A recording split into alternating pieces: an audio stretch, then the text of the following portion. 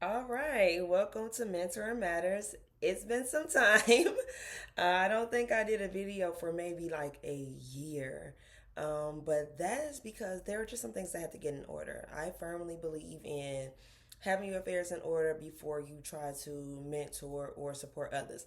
Not that your life is perfect, but that if people could peer into your world, they wouldn't be scratching their head at why you giving advice to anybody type of shit.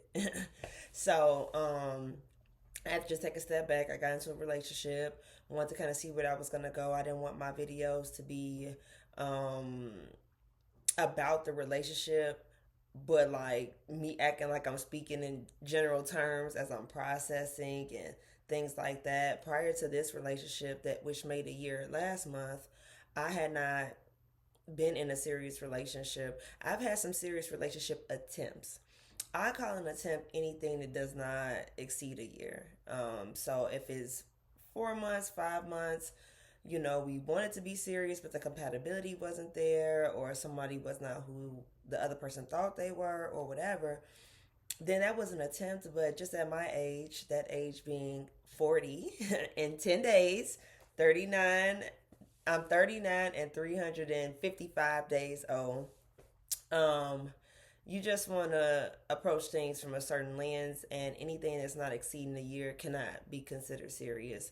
And so I was divorced for 7 years. Now it's been 8 years. I was divorced for a full 7 years before I got into a serious relationship.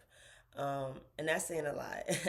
And so I was like super stubborn, super critical. I had a hard time sharing my space. It's just, I've been solo for a long time. So uh, a lot went on. Nothing toxic, like no physical violence, no cheating, just a lot of misunderstandings, a lot of petty beefs, growing pains. And also, I was experiencing a lot of transitions in my career. I had left this school that I loved, the high school, and it's like I couldn't find my way after that. So I didn't want to be on here just pontificating and really talking to you guys about things I should be talking to myself about. Like, you want to get the lesson, process it, grow from it, and then share. You don't want to share in the midst. That's my opinion. In the process, I also did the Tony Gaskins Life Coach course. So I am now, as opposed to any video before this, I am a certified life coach. And so I just wanted to have those affairs in order. I wanted to straighten out things with my career. Now I found a place that I am comfortable at, where I am growing, and I wanted to, you know, legitimize my relationship. So now that's done, and it's amazing. It's amazing to truly have something healthy, and mutual, and where two people truly appreciate each other and can be excited about one another, and can even work through your differences with not too many high level complications. And that's due to the love, the respect, and the communication that we've been building. So happy about that. And I want to go ahead and get certified, even though my cousin texted me. I know. He telling me it's my uncle's birthday. I know. Yeah, so therefore, I'm just now getting back to it. And if you saw my previous videos, you know that I wanted to have 30 videos before I publish my page. So no one knows about this page unless they just ran across it, but I have not marketed it, posted it on my social media platforms, anything like that. And so now I believe I'm at 36 videos. So once I do these 4 videos that I'm about to tell you about, I'll be at the. Did I say? I don't know if I said 36 or 26, but I meant to say 26. And so therefore, when I do these 4 videos in this series that I'm planning on doing, starting with this one, then I'll be at 30, and then I will post the link to the channel on my birthday, which is January 22nd. I will be 40, and I am extremely excited. It's like all the stuff you hear about people being apprehensive about aging, I don't get it. It's like you're not 70, right? So you still pretty much look the same. You know, we might have a little crow's feet or something, but there's not a huge difference between how I look now and how I looked 10 years ago, 5 years ago. Um, but you still have like that youthful, and I'm a millennial, obviously. So you still have that youthfulness, because I think what we'll end up being known for is like the generation that refused to grow old. And then you have like more wisdom, more money. You are more established. You are more mature. Yeah, your emotional intelligence is higher. Like if you've been doing the work, if you years ago committed to just being who you were at that time, and you weren't open to growing, then you're disregard all of this. But if you are interested in self development and self growth, even in seasons where it doesn't feel like you're getting a lot of progress done, you are. And so, turning 40, turning 50, turning 60 is something to look forward to. I'm looking forward to a long time from now, but being a grandmother, when my time comes. I have three daughters. One is an adult, but she is rightfully career driven and won't be ready for children for maybe 8 or 9 years. And then the other two are still children, they are in junior high.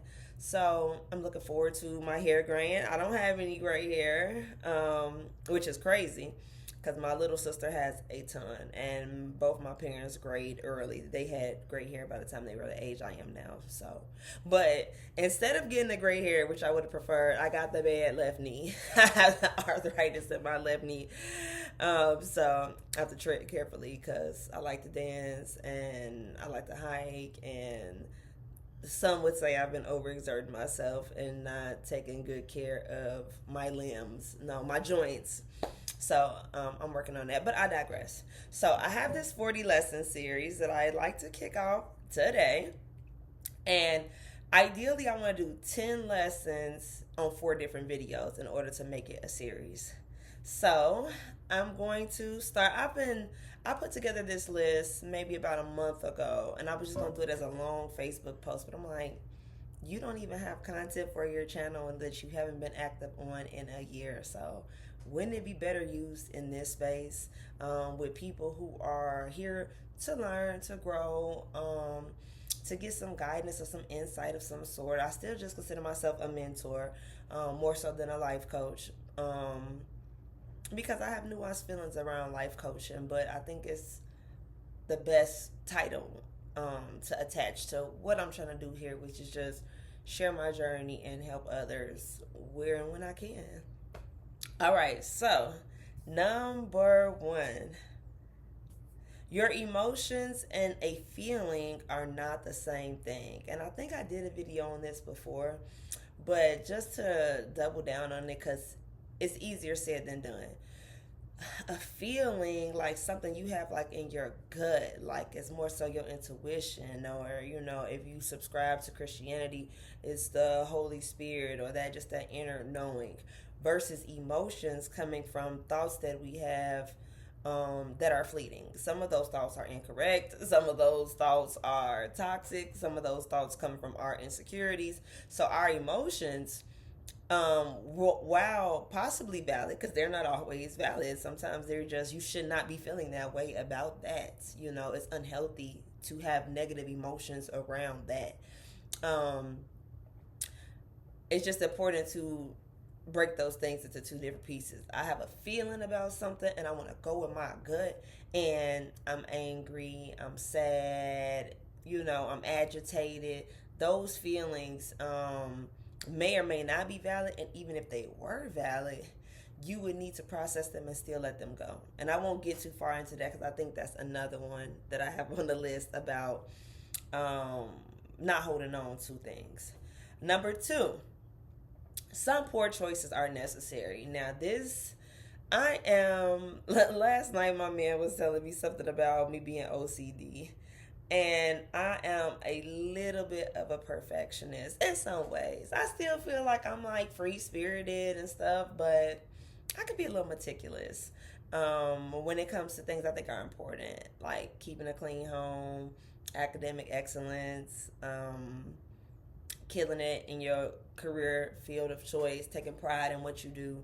But I don't think I'm really rigid outside of that. But anyway, for someone like me, having poor judgment or making mistakes, it can be embarrassing because I have a lot of pride wrapped up in just getting it right, honestly.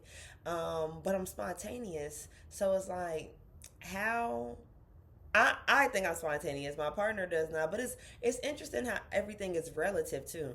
Because compared to my best friend, I'm super spontaneous. Compared to my man, I'm a planner because he's overly spontaneous, if you ask me. So, um, but anyway, I say that to say that it could be tough grappling with ways that you feel like you were foolish, ways that you felt like somebody played you, ways that you feel like you played yourself, situations that you did not handle with the dignity that you believe you could have or should have, um, or even apologizing to people who didn't deserve apologies. Like, it's across the spectrum, from the times that I didn't have boundaries to the times where I was a little too rigid, a little too bitchy. Wish I wouldn't have been that way at that time. Which I wish I wouldn't have acted out of emotion. Um, so it can be difficult to justify some of the things that you've done wrong, and they don't need to be justified, right? Because we are flawed. And so looking back at your flaws, it's actually really cool to look back at things that you've done and see where you could have done them differently. There are people who are set in their ways where they can look back at 30 things they did that were dumb as hell and still find a way to justify them. But they don't need to be justified. They just need to be learned from. Like, have I grown from that mistake? And even if I made that mistake multiple times, am I still making it now?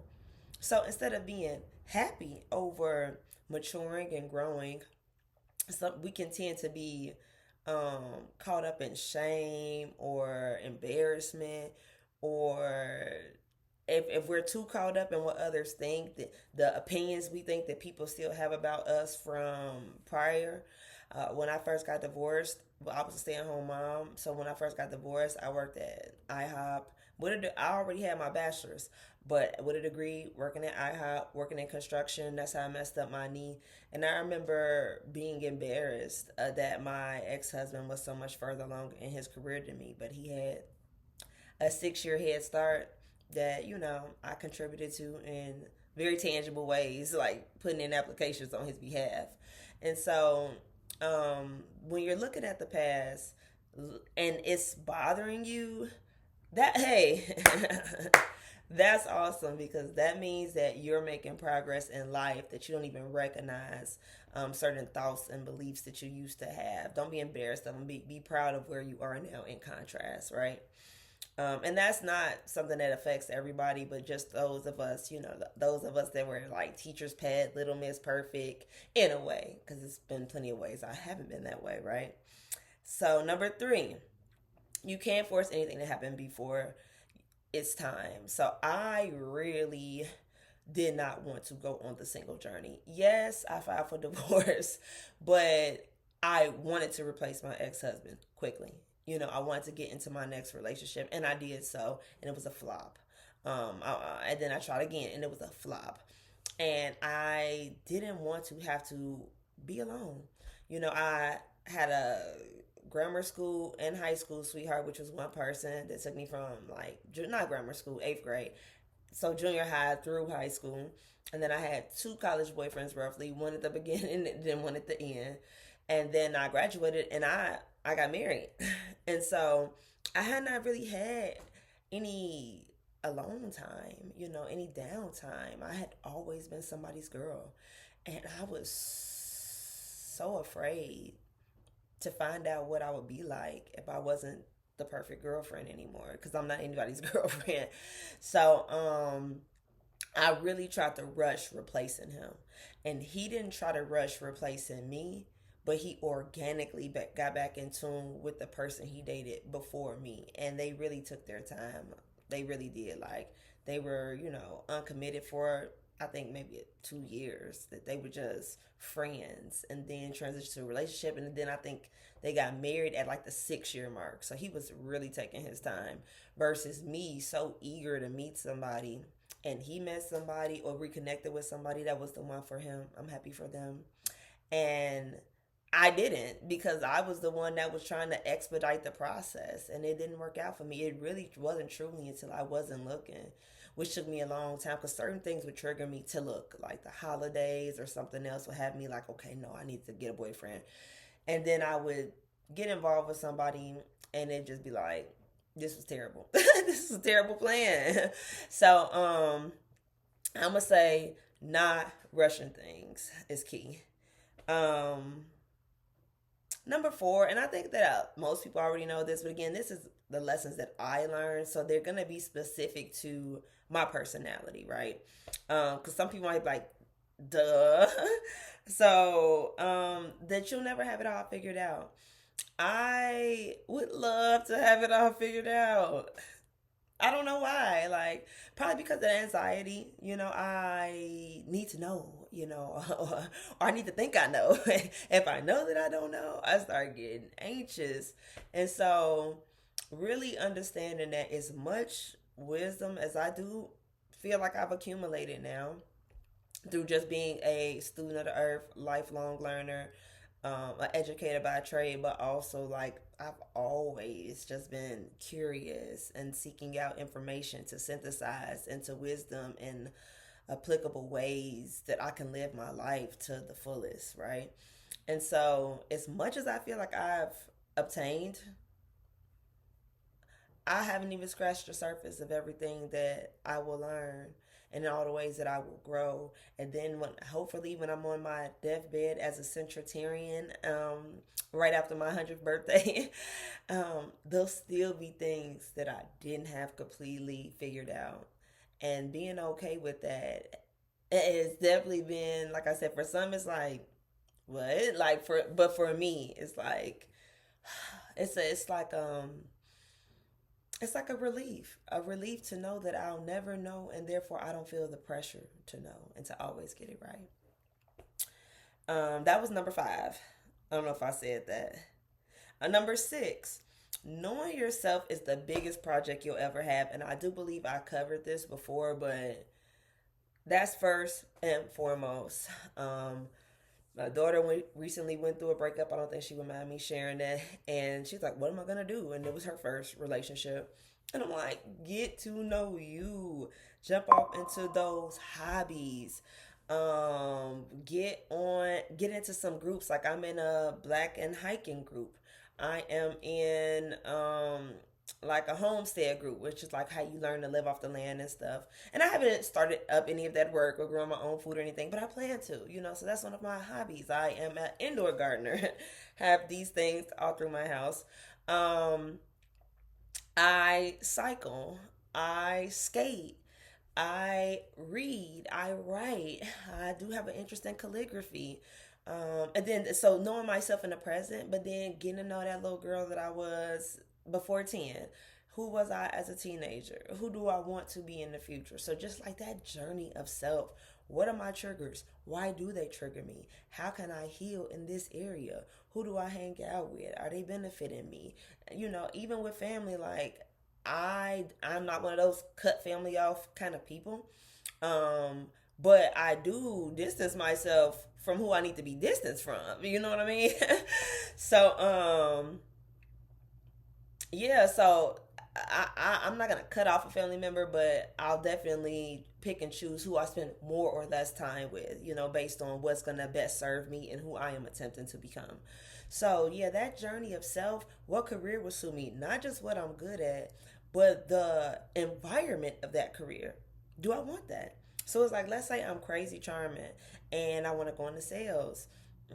But sales often requires evenings and weekends. As a mom, I'm not available on the evening and the weekend. And I don't want to be calling off or getting in trouble with my employer. And now I can't flourish in this career that I felt like I would be great at because I had the personality, but it didn't match my lifestyle.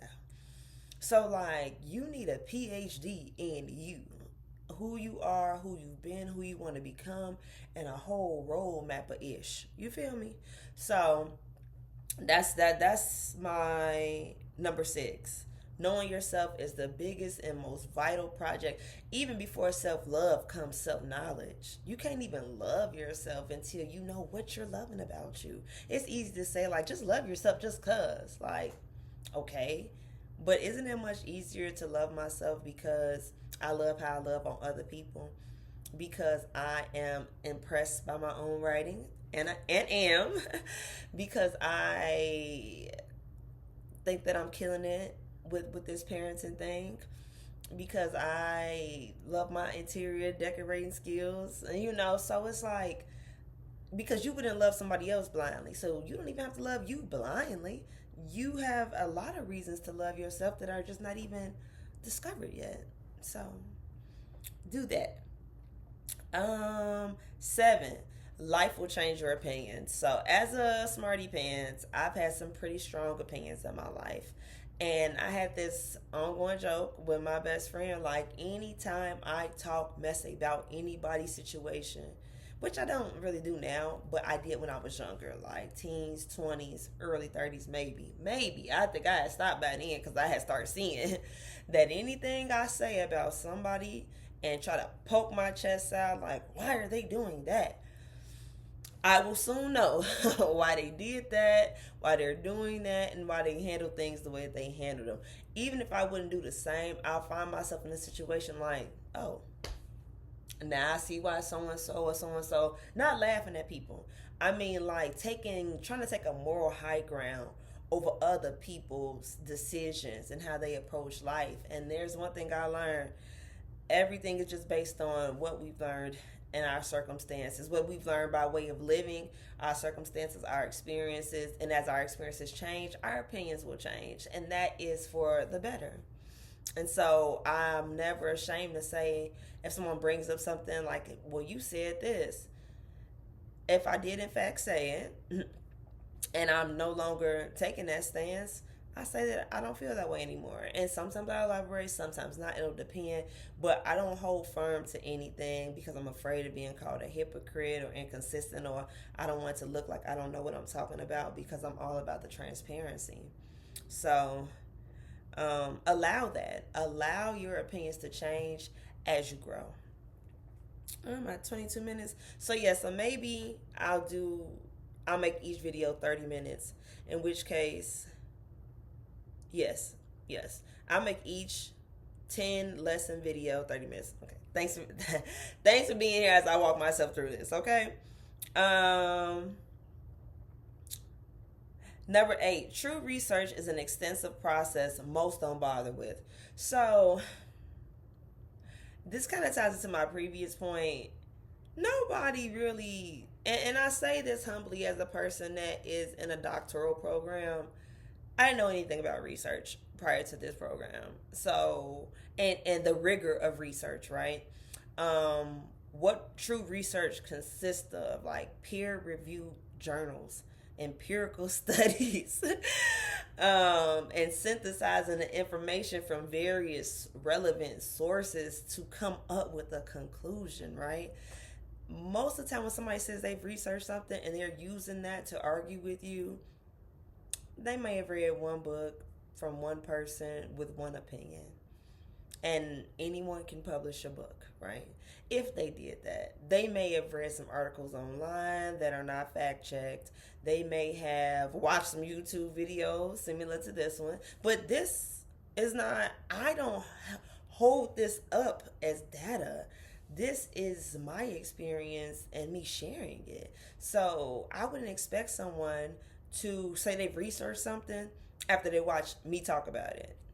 What? But there's a lot of that out there. So recognizing that I haven't researched most things thoroughly, some things I have. I'll take that back. Some things I have thoroughly researched, like religion. When I first came out of college, when I was kind of trying to find my way, that was thorough, independent research.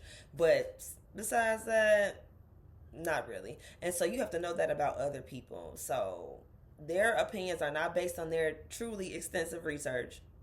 What their opinions are based on is just their life experience. So why would I argue with you? Why am I arguing with you? Because we're arguing life experience against life experience, which is subjective. So why? When after this conversation, you're gonna keep living like you're living, I'm gonna keep living what I'm living. And plus, studies do in fact show that you cannot change someone's mind without their love and respect.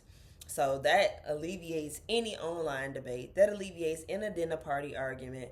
That alleviates a lot of stuff because you know that if that person does not love and respect you and hold you in high esteem, and you're not presenting a logic, so and it has to be obviously a logical argument. So you need to be presenting a logical argument with the data to back it up, or the logic to back it up. Can't be data or can just be logic. Like, let's break this down with someone who loves and respects you and you love and respect them.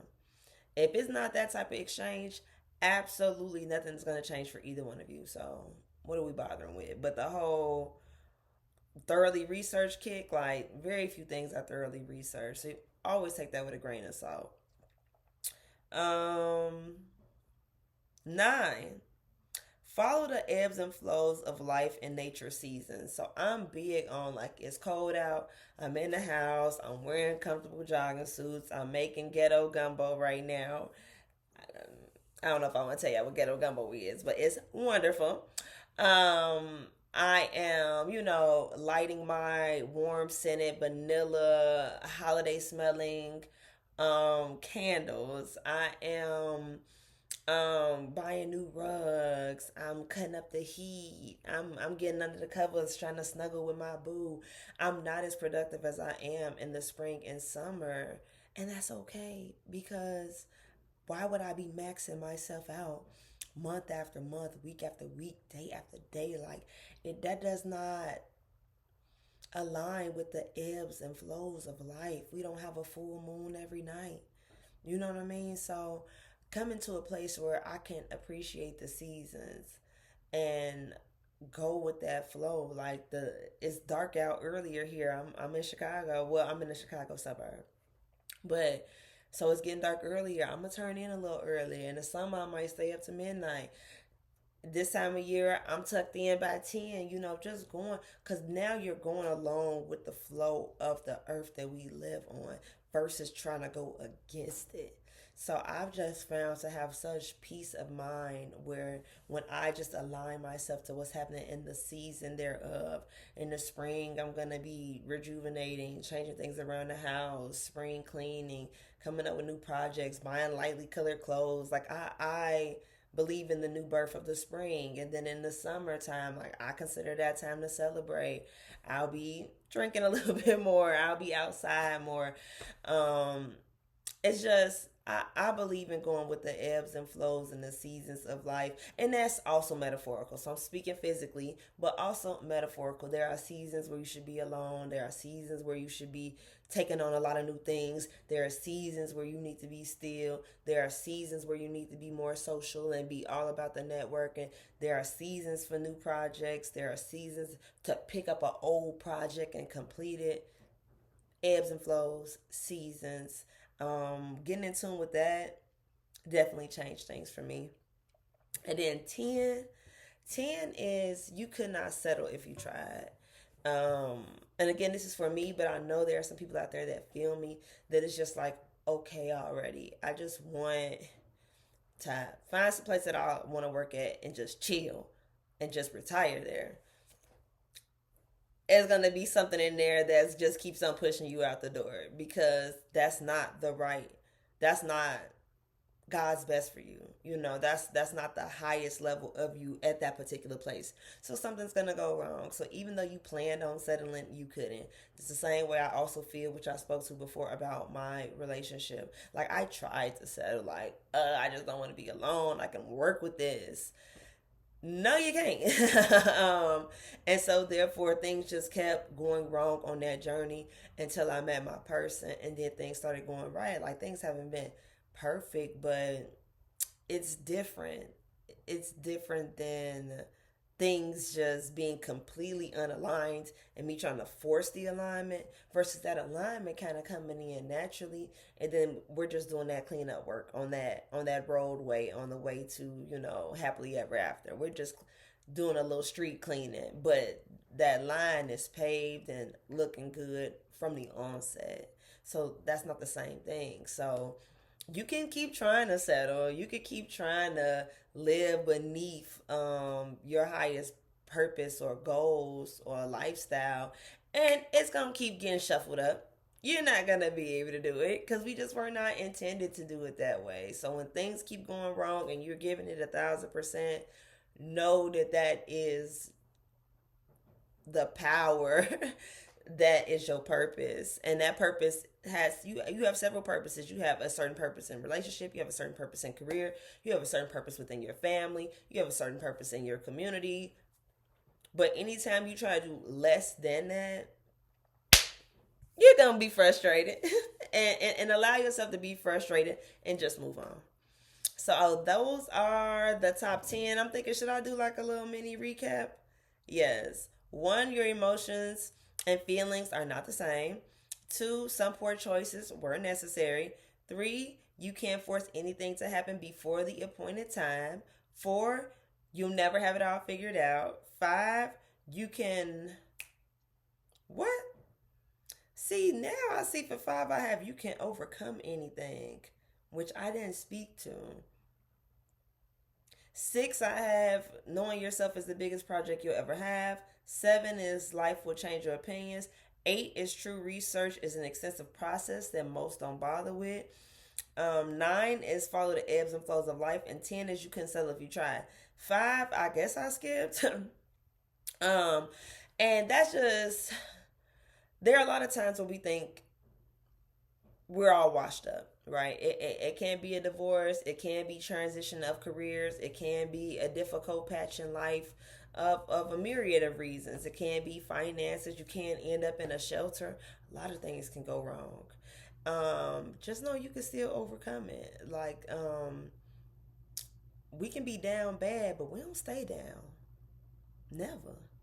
So maybe that one was intended to be the last one. So that's 10 of the 40 lessons I learned on this road to being 40 years old in 10 days. All right, so tune in for the second set, lessons 11 through 20. All right, take care. Mentoring matters now. All right.